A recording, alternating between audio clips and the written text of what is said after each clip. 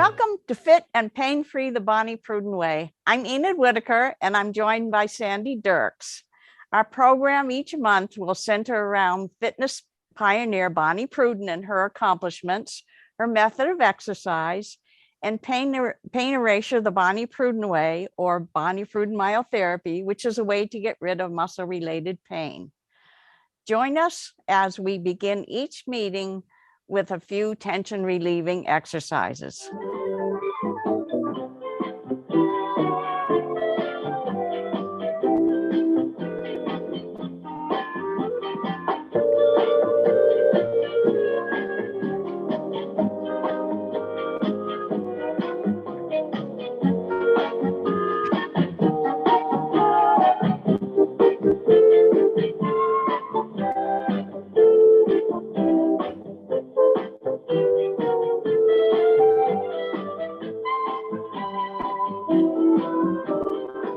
Hi there.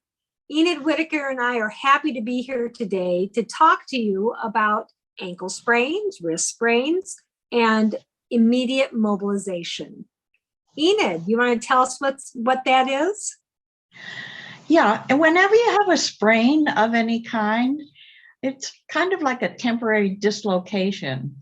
And the body tries to heal itself immediately by sending spasm to the injured area, and the debris from the injury collects in the area. And so then you get your swelling, which leads to pain and which leads to limited range of motion. And for, I don't know how many years, the remedy has always been RICE, R-I-C-E. And that means rest, ice, compression, and elevate. Well, just recently, they've decided that that's no good anymore. Well, it never was any good. And they're saying the reason it's no good is because the ice prevents the flow of the blood and the debris out. And it numbs it so you don't have as much pain, but that's about all it does. So for healing, you need good circulation, and the ice doesn't help with that. So now they've come up with METH, M-E-T-H. METH is movement, elevation, traction, and heat. And so now they've eliminated the ice, but they've added heat. So they do keep on saying you need to elevate. And but when I read the articles, they said that you really shouldn't put too much heat on because it might cause you to get burned. And so you needed to be careful. And then with the T for traction, only a trained person should do that. So where does that leave the average guy with a sprained ankle? And then they have come up with a third one, which is police. Okay. P for protection, O-L for overload, and then I for ice, and compression and elevate. So they're still doing the compression and elevating and the icing and so forth. Nobody can agree on anything.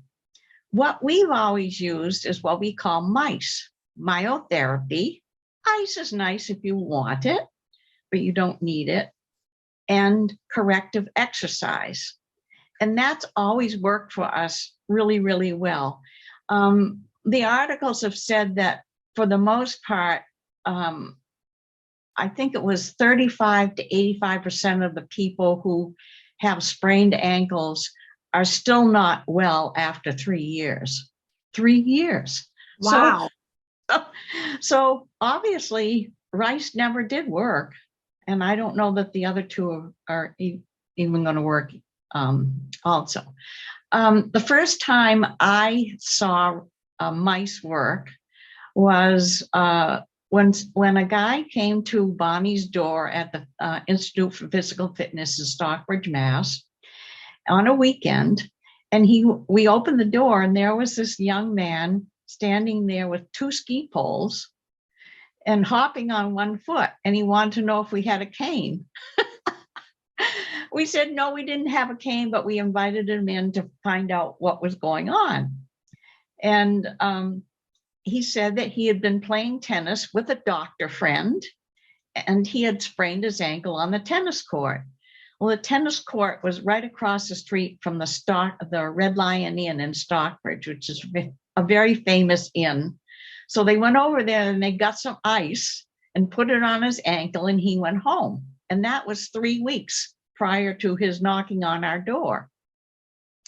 So we did the myotherapy on him, which took about 10 or 15 minutes. And when we do the myotherapy for sprains, for instance, on an ankle, we start in the glutes and work down to the ankle, because then by the time you get there, it's already feeling better.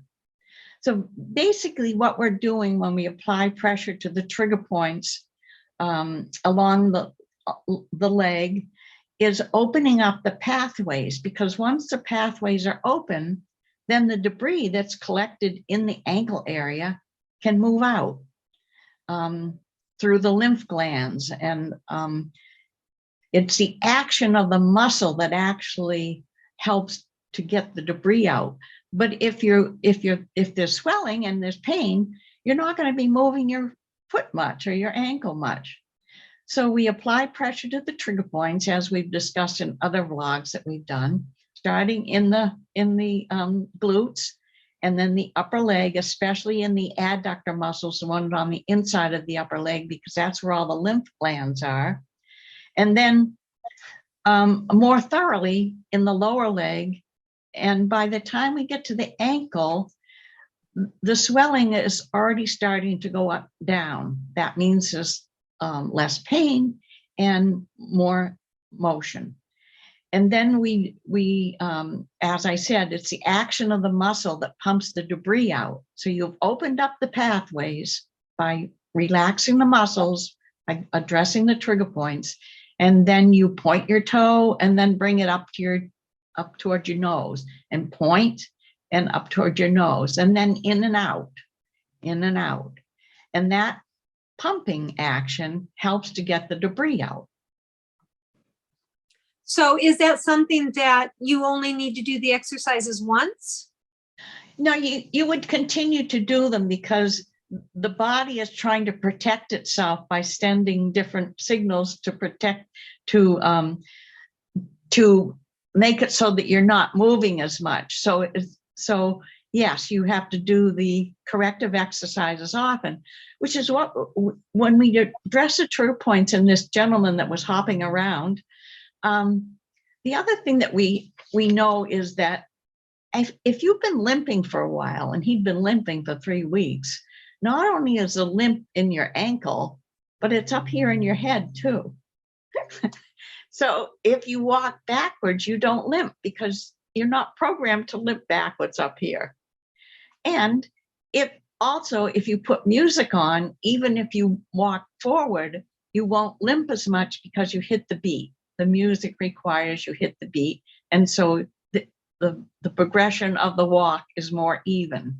And then if you walk backward to the music, you probably won't limp at all. So after a matter of 15 or 20 minutes, he thanked us and left carrying his ski poles and without a limp. And that's the first time I saw it work. More recently, somebody called me and said that they had their knee was sprained at a water park accident, and they were wheeled out in a wheelchair. They were on their way to the doctor, and could they come and see me afterwards? Yes, a good thing to go to the doctor to see if it's a sprain and not a break of some kind that needs more attention. So she arrived with her skeptical husband with a knee brace on that they had given her. And she sat down. I said, you can take the brace off now. After an hour of work, taking the trigger points out, the upper and lower leg, because the knee is in between. So you have to address the the muscles that run over the knee. Muscles run over the knee in the front with the quadriceps, in the back with the hamstrings, and in the calf muscles. So all those muscles need to be addressed. At the end of the hour, there was no swelling, there was no pain, and there was full range of motion.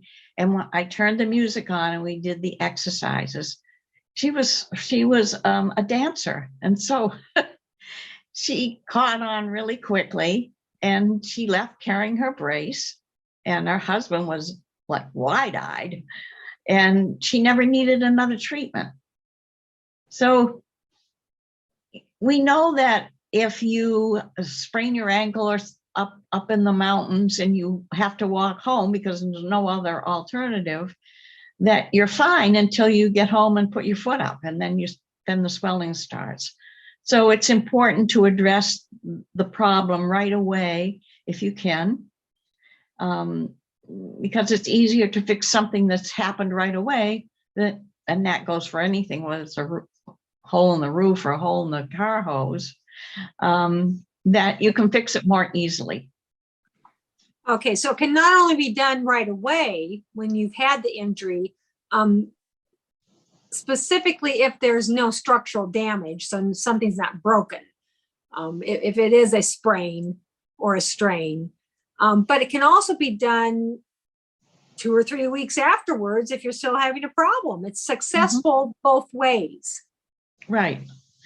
The other thing to take into consideration is that a lot of people who get sprained ankles, and especially athletes, are people with long second toes.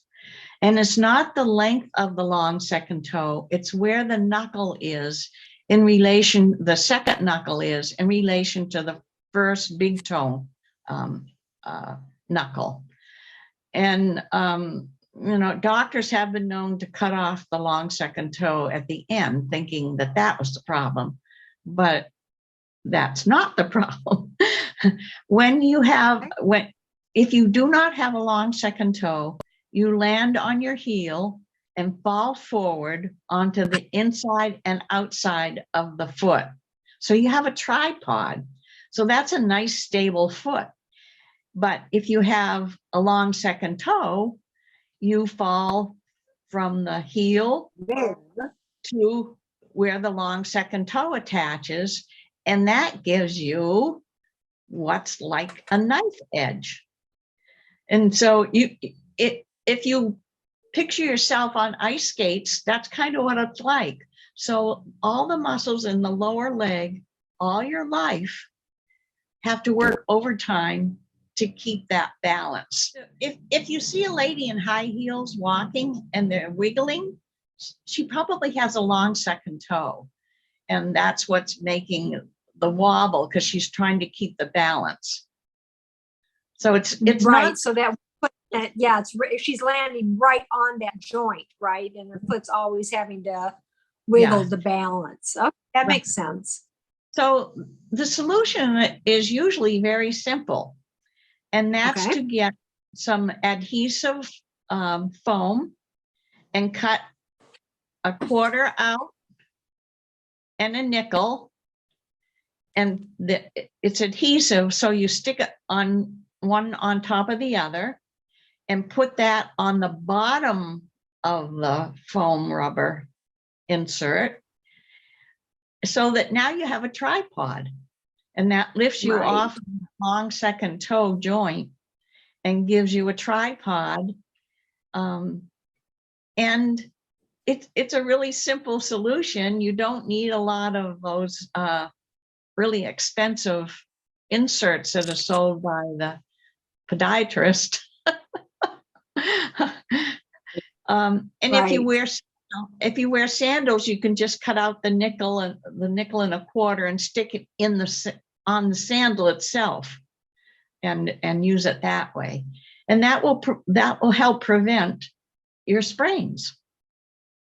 Very good.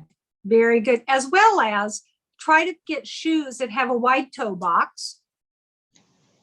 Try not to get shoes that compress your foot, because that makes that joint stick out further on the bottom of the foot.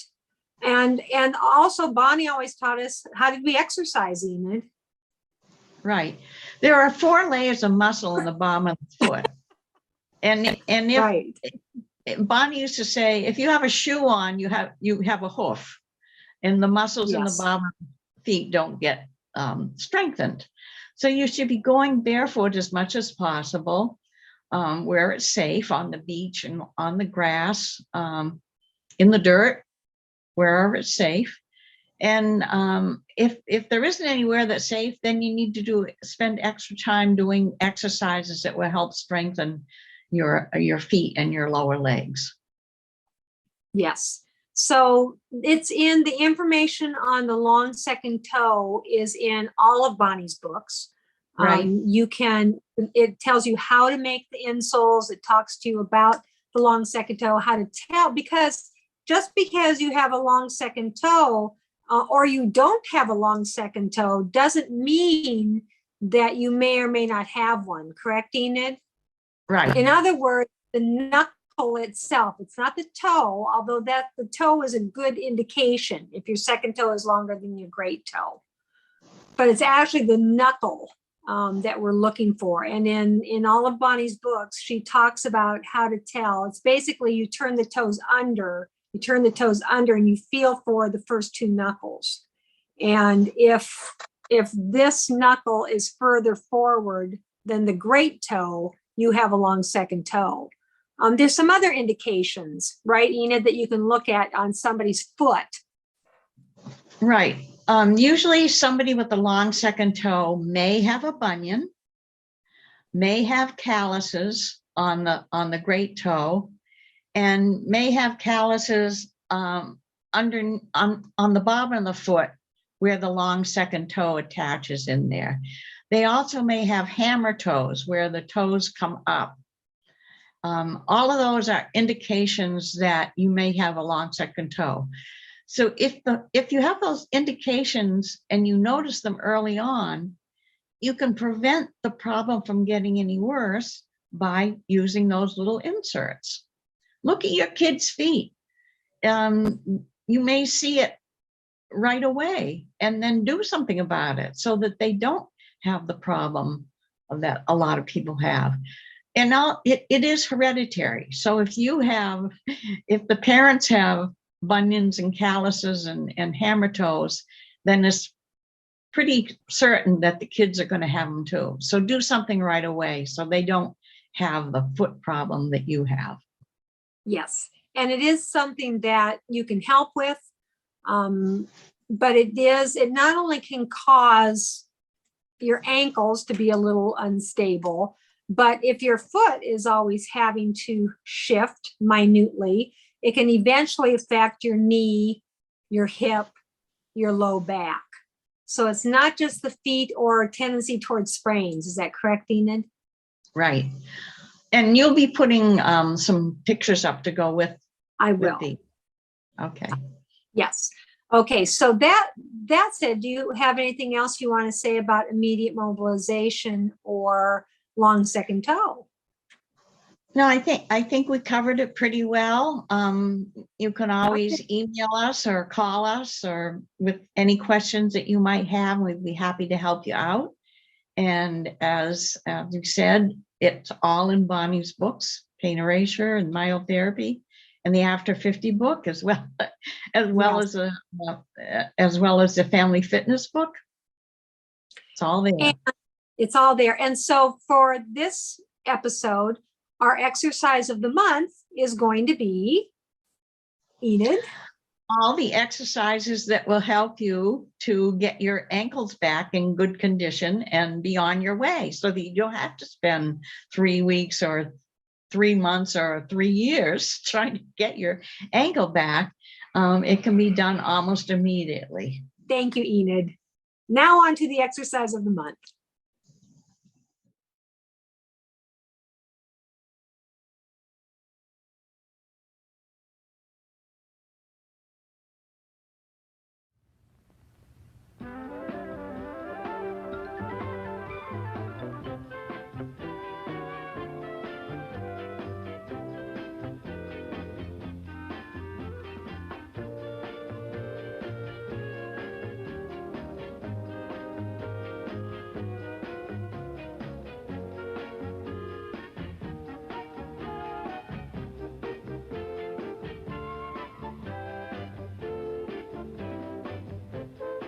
And as Bonnie says, keep fit, be happy.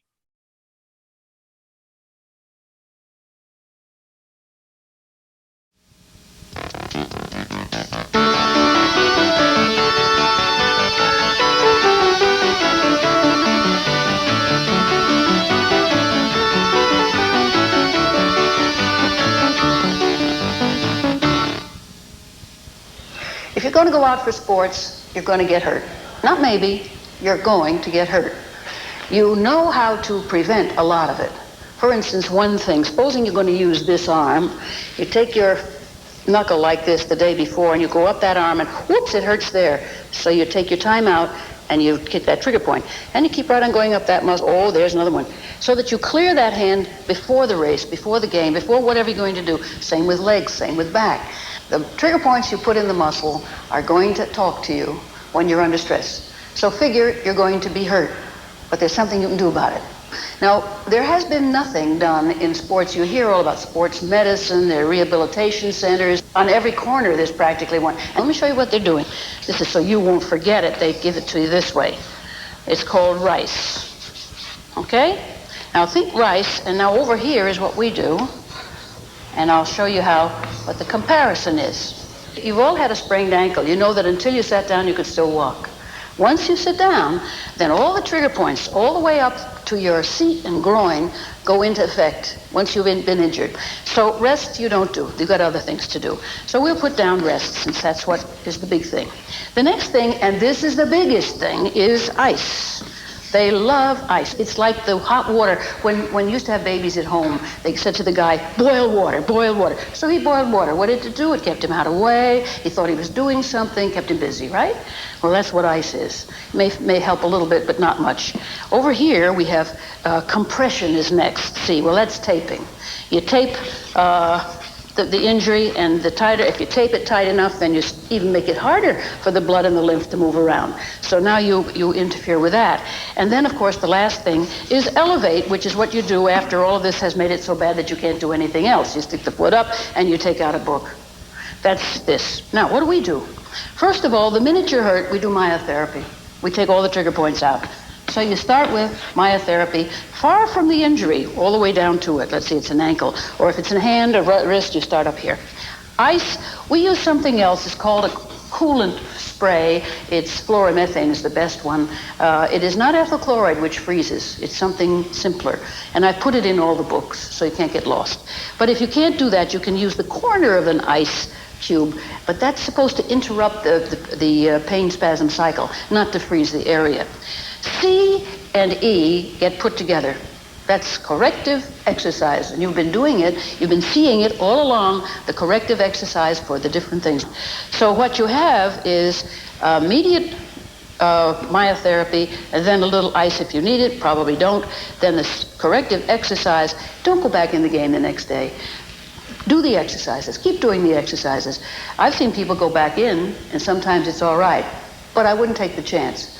That is to say, I'll tell you not to take the chance. Of course, I would have taken a chance, but then I was younger, and I didn't know quite as much.